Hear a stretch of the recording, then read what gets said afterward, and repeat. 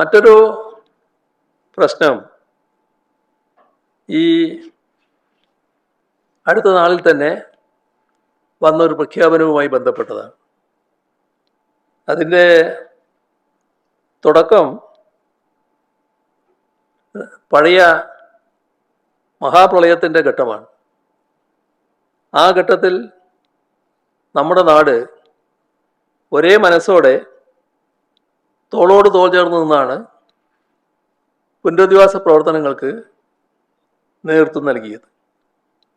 പക്ഷേ ആ കൂട്ടായ്മയുടെ ഭാഗമാകാൻ UDF തയ്യാറായിരുന്നില്ല. ആ ഘട്ടത്തിൽ സംസ്ഥാന ഗവൺമെൻറ്റിൻ്റെ ഭാഗമായി നടന്ന പ്രവർത്തനങ്ങൾ, മുഖ്യമന്ത്രിയുടെ ദുരിതാശ്വാസ നിധിയിലേക്ക് സംഭാവന സ്വീകരിക്കൽ, ആ സന്ദർഭത്തിൽ ആ സംഭാവന നൽകുന്നത് തടസ്സപ്പെടുത്താൻ ഉണ്ടായ ശ്രമം കേരളത്തിൽ ആരും മറന്നിട്ടുണ്ടാവില്ല. മാത്രമല്ല, സർക്കാർ ജീവനക്കാർ CMDRFിലേക്ക് സംഭാവന നൽകാൻ ഇറക്കിയ ഉത്തരവ് പരസ്യമായി കത്തിക്കുന്ന നില സ്വീകരിച്ചു. ഇതായിരുന്നു ആ കാലത്ത് UDFിൻ്റെ ഭാഗത്തുനിന്നുണ്ടായ സമീപനം. ആ സന്ദർഭത്തിലാണ് അന്നത്തെ പറവൂർ MLA സ്വന്തം മണ്ഡലത്തിൽ ഒരു പദ്ധതിക്ക് പ്രത്യേകമായി രൂപം നൽകുന്നത്. അതായിരുന്നു പുനർജനി. പറവൂർ മണ്ഡലത്തിൽ സർക്കാർ മറ്റെല്ലായിടവും നടപ്പാക്കുന്ന പോലെ തന്നെ പ്രാവർത്തികമാക്കുന്ന പുനരധിവാസ പ്രവർത്തനങ്ങളുടെ ഭാഗമാവുകയോ ജില്ലാ തദ്ദേശ ഭരണ സംവിധാനങ്ങളുടെ സഹകരണവും പങ്കാളിത്തവും ആവശ്യപ്പെടുകയോ ചെയ്തില്ല. ഒരു നിയമാനുസൃത സംവിധാനത്തെയും വിശ്വാസത്തിലെടുക്കാതെയാണ് സ്വകാര്യമായി പുനർജനി പദ്ധതി ആരംഭിച്ചത്. ഇതിനായി കോടിക്കണക്കിന് രൂപയുടെ ഫണ്ട് സമാഹരിച്ചു എന്നതാണ് വിജിലൻസ് അന്വേഷണത്തിൽ വ്യക്തമായത്. ഒട്ടും സുതാര്യതയില്ലാതെ നടത്തിയ ഈ ഫണ്ട് സമാഹരണത്തിൽ പറവൂർ MLA സജീവമായി ഇടപെട്ടു. MLA നേരിട്ടോ ദുരിതാശ്വാസ പ്രവർത്തനങ്ങൾ ഏകോപിപ്പിക്കുന്ന റവന്യൂ വകുപ്പോ അറിയാതെ അമീർ മുഹമ്മദ് എന്നൊരാൾ നേതൃത്വം നൽകുന്ന മണപ്പാട് ഫൗണ്ടേഷൻ എന്ന സംഘടനയാണ് പണമിടപാടുകൾ നടത്തിയതായി തെളിഞ്ഞിരിക്കുന്നത്. മണപ്പാട് ഫൗണ്ടേഷൻ നേതൃത്വം നൽകുന്ന പദ്ധതിയെ MLAയുടെ പുനർജനി പദ്ധതി എന്ന പേരിട്ട് വിളിക്കുകയാണ് ചെയ്തത് എന്നാണ് അന്വേഷണത്തിൽ കണ്ടെത്തിയത്. മണപ്പാട് ഫൗണ്ടേഷൻ അക്കൗണ്ടുകൾ വഴി വൻതുക സമാഹരിച്ചതായാണ് വിവരങ്ങൾ പുറത്തു വന്നിട്ടുള്ളത്.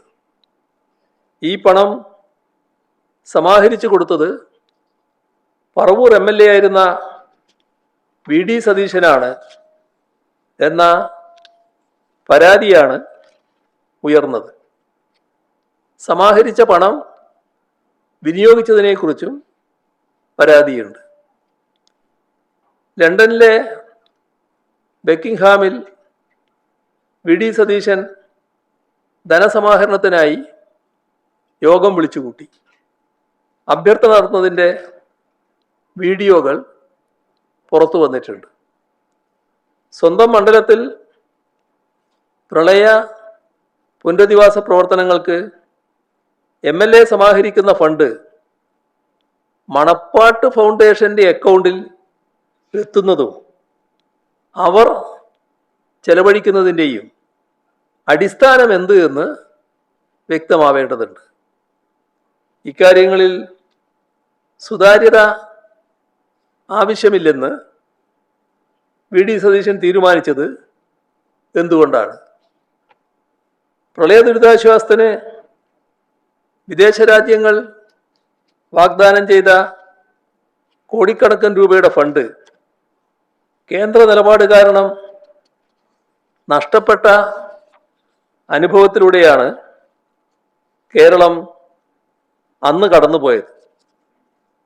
മാത്രമല്ല, പ്രവാസി മലയാളികളടക്കം വാഗ്ദാനം ചെയ്ത പ്രളയ ദുരിതാശ്വാസ ഫണ്ട് സമാഹരണവുമായി ബന്ധപ്പെട്ട് മന്ത്രിമാർക്ക് വിദേശത്ത് പോകാൻ ആ ഘട്ടത്തിൽ അനുമതി ലഭിച്ചിരുന്നില്ല. ഈ ഘട്ടത്തിലാണ് സ്വകാര്യ സന്ദർശനത്തിനായി ബഹുമാനപ്പെട്ട സതീശൻ ലണ്ടനിൽ പോയത്. പ്രളയ ദുരിതാശ്വാസ ഫണ്ട് സമാഹരിക്കുക എന്ന ഒരു ഉദ്ദേശം യാത്രക്കുള്ളതായി കേന്ദ്ര സർക്കാരിനെയോ സ്പീക്കറെയോ അറിയിച്ചിരുന്നുമില്ല. ഫണ്ട് പിരിവ് എന്ന ലക്ഷ്യം കേന്ദ്ര സർക്കാരിൽ നിന്നും സ്പീക്കറിൽ നിന്നും മറച്ചുവെക്കുകയായിരുന്നുവെന്നാണ് വിജിലൻസ് അന്വേഷണത്തിൽ വ്യക്തമായത്. ലണ്ടനിലേക്ക് സതീശന് ക്ഷണപത്രം കൊടുത്തതും ഫ്ലൈറ്റ് ടിക്കറ്റ് ഏർപ്പെടുത്തിയതും താമസ സൗകര്യം ഏർപ്പാടാക്കിയതും അമീർ അഹമ്മദാണെന്ന് വിജിലൻസ് റിപ്പോർട്ടിലുണ്ട്. വിദേശത്ത് സ്വകാര്യ സന്ദർശനത്തിനിടയിൽ MLA പ്രളയത്തിൻ്റെ പേരിൽ ഫണ്ട് പിരിച്ചത് സംശയാസ്പദമായി തുടരുകയാണ്. ഇതെല്ലാം വസ്തുതാപരമാണെന്ന് വിജിലൻസ് പ്രാഥമിക അന്വേഷണത്തിൽ കണ്ടെത്തി. FCRA ലംഘനമുണ്ടെന്നും വിജിലൻസ് അഭിപ്രായപ്പെട്ടു. പ്രഥമദൃഷ്ട്യാ ഗുരുതരമായ ആരോപണങ്ങളും കുറ്റങ്ങളും നിലനിൽക്കുന്ന സാഹചര്യം ചൂണ്ടിക്കാട്ടിയാണ് കേന്ദ്ര ഏജൻസികളുടെ അന്വേഷണം ശുപാർശ ചെയ്തുകൊണ്ട് വിജിലൻസ് 2025 സർക്കാരിന് റിപ്പോർട്ട് നൽകിയത്. പക്ഷേ ഞങ്ങൾ രാഷ്ട്രീയ വൈരനിര്യാതനത്തിനൊന്നും തയ്യാറായിരുന്നില്ല. രാഷ്ട്രീയ ഉദ്ദേശമാണ് ഉണ്ടായിരുന്നെങ്കിൽ അന്ന് തന്നെ CBI അന്വേഷണത്തിന് ഉത്തരവിടാമായിരുന്നു. കൂടുതൽ കാര്യങ്ങൾ അന്വേഷിച്ച് വ്യക്തത വരുത്തി തീരുമാനമെടുക്കാം എന്ന നിലപാടാണ് ഞങ്ങൾ സ്വീകരിച്ചത്. ഇത് ഗുരുതരമായൊരു കേസാണ്. അങ്ങനെയുള്ളൊരു കേസ് നിസ്സാരമായി തേച്ചുമായ്ച്ച് കളയാനാണ് ഇപ്പോൾ തീരുമാനിച്ചിരിക്കുന്നത്. മുഖ്യമന്ത്രിക്കെതിരായ കേസ് അദ്ദേഹത്തിന് കീഴിലുള്ള ആഭ്യന്തരമന്ത്രി തന്നെ അവസാനിപ്പിച്ചിരിക്കുകയാണ്. കേസ് അവസാനിക്കുന്നതിന് മുൻപ് പരാതിക്കാരന് ഒരു നോട്ടീസെങ്കിലും കൊടുത്തോ? മന്ത്രിസഭ തീരുമാനമുണ്ടോ? എന്തടിസ്ഥാനത്തിലാണ് കേസ് അവസാനിപ്പിച്ചത്? മണപ്പാട്ട് ഫൗണ്ടേഷന് ഫണ്ട് സ്വരൂപിക്കലാണോ MLAയുടെ ഔദ്യോഗിക ചുമതല? എന്തുകൊണ്ട് സർക്കാർ തദ്ദേശ സ്വയംഭരണ സംവിധാനങ്ങൾക്ക് അസ്പൃശ്യത കൽപ്പിച്ചു? സുതാര്യമല്ലാതെ ഫണ്ട് കൈകാര്യം ചെയ്ത് ഗൗരവമല്ലേ? നിയമപരമായും ധാർമ്മികമായും ഇത് വിശദീകരിക്കാനുള്ള ബാധ്യതയില്ലേ? കേസ് പിൻവലിക്കുന്നതിന് മുന്നിൽ മുഖ്യമന്ത്രിയുടെ താൽപ്പര്യം വ്യക്തമാണല്ലോ.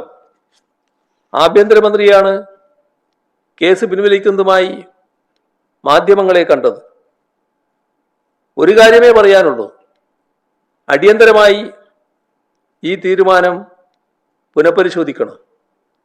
നീതിന്യായ സംവിധാനങ്ങളുടെ പരിഗണനക്കാണ് ഇത്തരം കാര്യങ്ങൾ വിടേണ്ടത്. അവരാണ് കുറ്റാരോപിതരെ കുറ്റവിമുക്തമാക്കേണ്ടത്. മുഖ്യമന്ത്രിയും ആഭ്യന്തരമന്ത്രിയും വ്യക്തിപരമായി തീരുമാനിക്കേണ്ട ഒന്നല്ല ഇത്.